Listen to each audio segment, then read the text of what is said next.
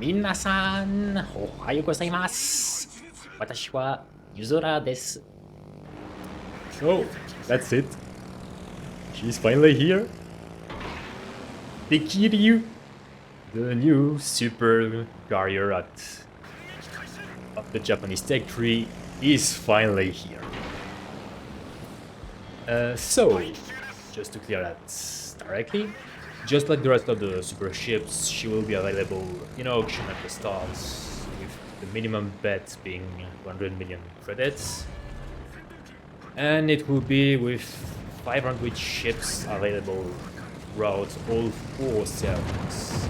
And I say 4 because apparently that auction is still counting the Russian client as part of the whole World of Warships server groups. Don't ask me why.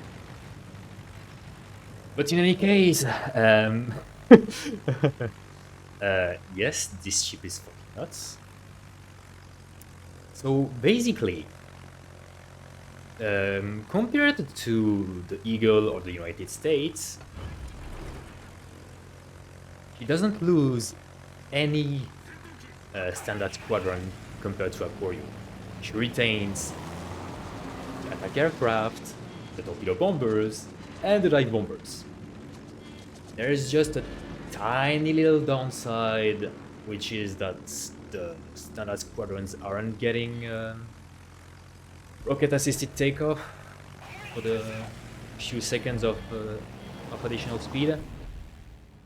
But don't worry, the rest is perfectly compensating for it. When it comes to the tactical squadrons, she's getting torpedo bombers and attack aircraft.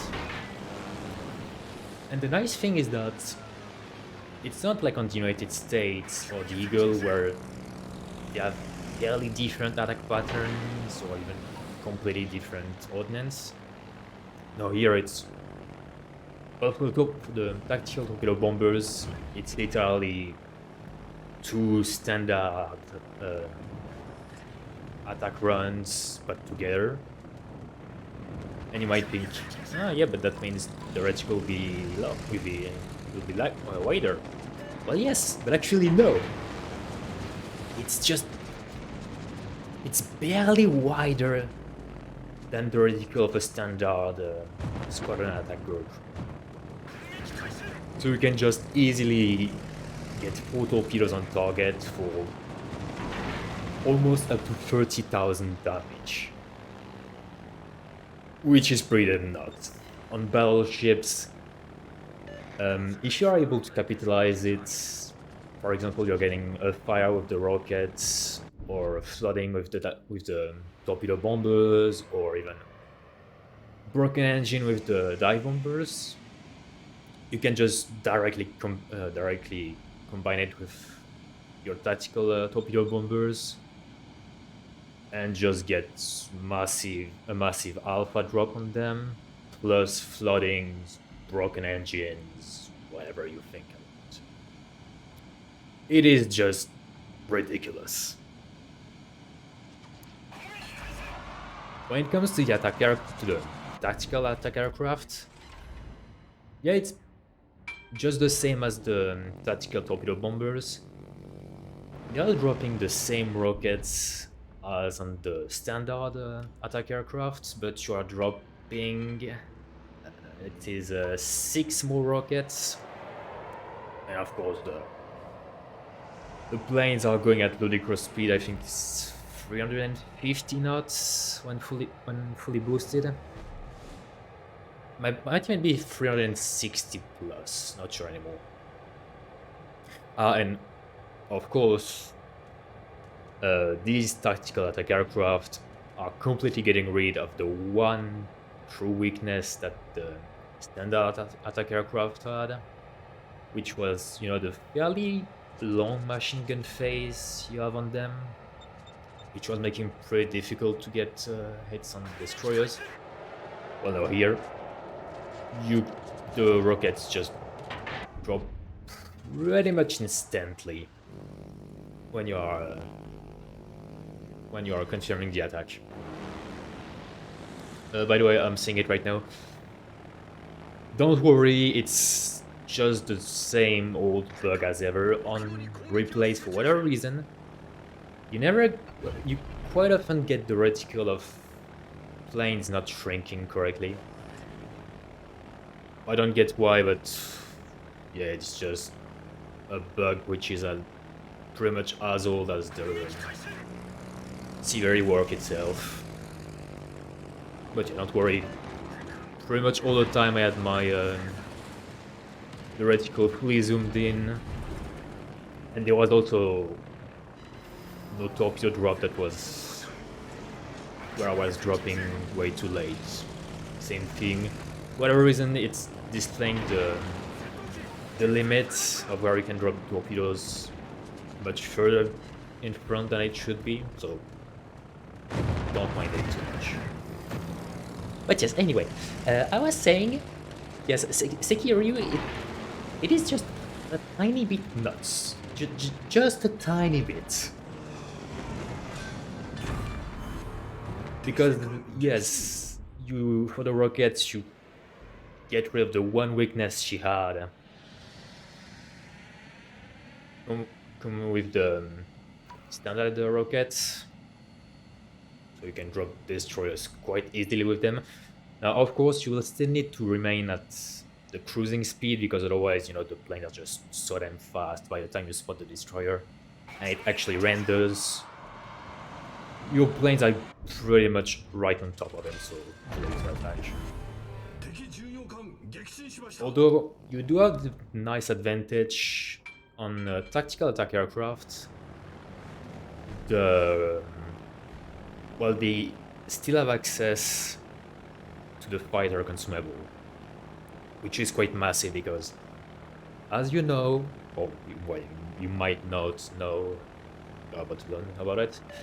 When your planes are heading either north or south, if you pop the fighter consumable, the planes will be appearing far in front of your squadron, which is very important because it means that they will be spotting in advance for your planes. So, for example, if you are sure, like 200% sure there is a destroyer on a certain position, you can head towards that position again while facing north or south, pop the fighter, the destroyer gets spotted, and then you have all the time in the world to drop. If you are approaching from the west or the east, it will be the exact opposite. The fighters will be spawning behind your planes. It's some trigonometry shenanigans linked to the spawn of planes. I won't go too deep in details with that.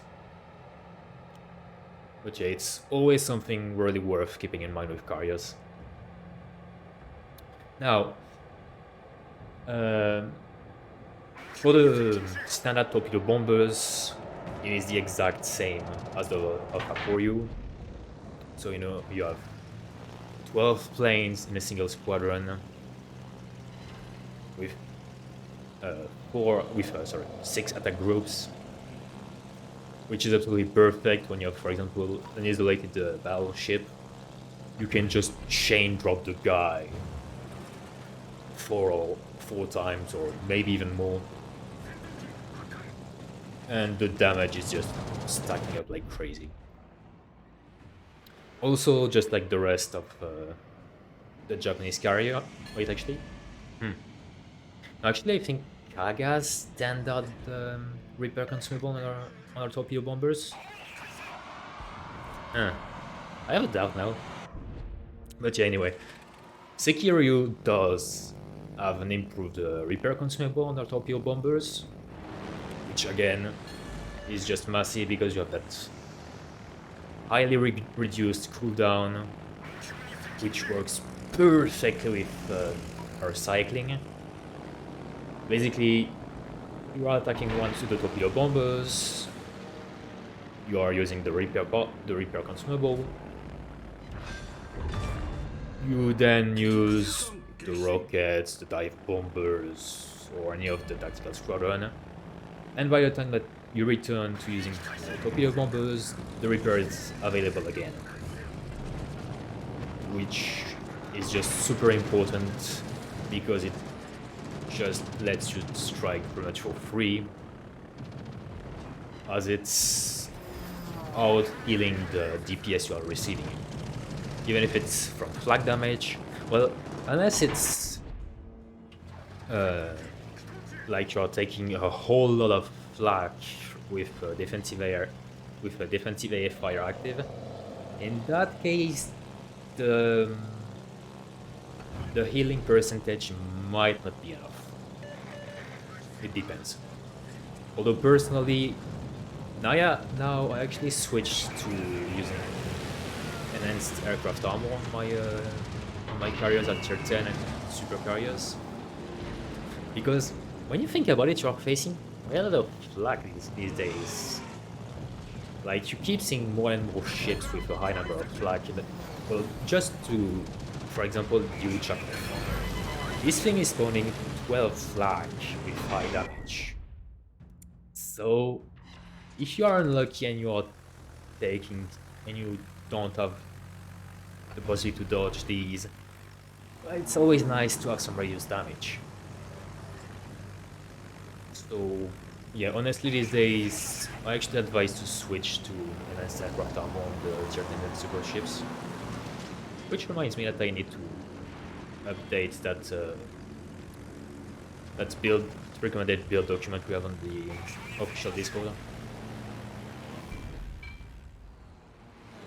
So, when it comes to the dive bombers, again, that's the standard, the same dive bombers on the Sekiryu, which are planes that I both love and hate. I love them because to bully battleships they are perfect. I hate them because I have the worst RNG of the world with them, and very often I have like the ship perfectly in the center of the reticle. There's just like maybe 1 or 2 meters on the side where there is water, and of course the bombs will be going for that one spot where you have water instead of hitting the ship. But then again, that's always the problem with only having 3 bombs on the reticle. It's, you know, it's kind of feast and famine scenario. Either you are lucky and you get 3 citadels for what is it, 20,000 damage, or you get massively screwed and you get nothing at all. Also, generally speaking, with these dive bombers, you will prefer to go for battleships, large cruisers, or generally speaking, cruisers that aren't maneuvering too much. Because the dive bombers of Sekiryu and Sekiryu have the worst penalty when it comes to moving planes while attacking. Even just a slight movement will lead to your planes, well, to the reticle not shrinking, and the bombs will just go everywhere. On top of that, as you can see here, when you're dropping the planes, they pretty much, well, they almost stop going forward, so you need the perfect lead. As otherwise, when they are diving, they literally just stop advancing, they're going straight down. But if you don't have the proper lead, either you completely miss or the bombs will be hitting either the stern or the bow of the enemy ship. And again, with these dive bombers, you just want those citadel hits. You need to get citadel hits for them to be of full value. So that's why, overall, unless you have no choice, save them for battleships or large cruisers where you are sure to be able to actually hit the target properly. Especially since outside of Uchakov and the battery, these AP bombs can citadel literally any cruiser or battleships, Except there is just one small, very annoying exception: Smolensk. Because the thing is just so damn small and so thinly armored that the bombs are just going straight through. They don't even have the time to detonate. So with the Smolensk, you don't even bother dropping with AP bombs. No matter at what height you are dropping, no matter what angle, it will just overpenetrate the target. For the rest, when it comes to when you want to drop the bombs, the most reliable result is at the end of the dive when the planes are starting to rise. It is generally where you are getting the citadel hits the most reliable.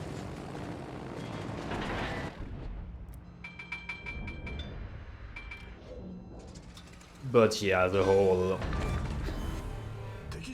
This ship is just so damn good. You don't care about losing standard squadrons just as you are keeping all of them. It is incredibly effective at killing cruisers and battleships, even as you saw before, killing destroyers can be quite easy with the torpedo bombers or even with the rocket planes. Oh, it's just such a solid package. In my opinion, it's the strongest supercarrier we have now. Some people will consider United States to be better because she's far stronger at killing destroyers. And I can kinda understand it, although United States still has the problem of having pretty much no armor at all, so you can't really go too deep with your carrier. As the moment you get spotted, you will just get demolished. But personally, for me, Sekiryu is the best.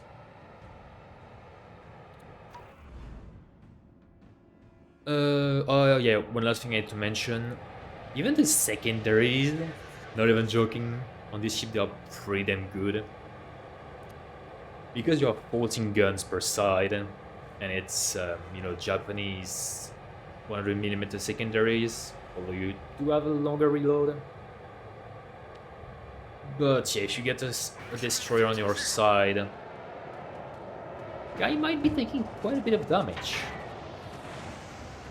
I'm not saying that that you should be running like secondary build or something like that, but it can be pretty useful.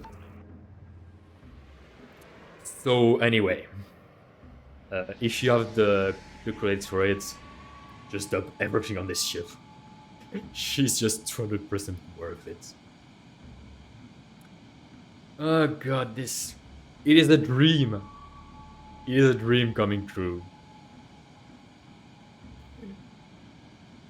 Yeah, Sekiryu, she's just bloody nuts. Anyway, that's all for me.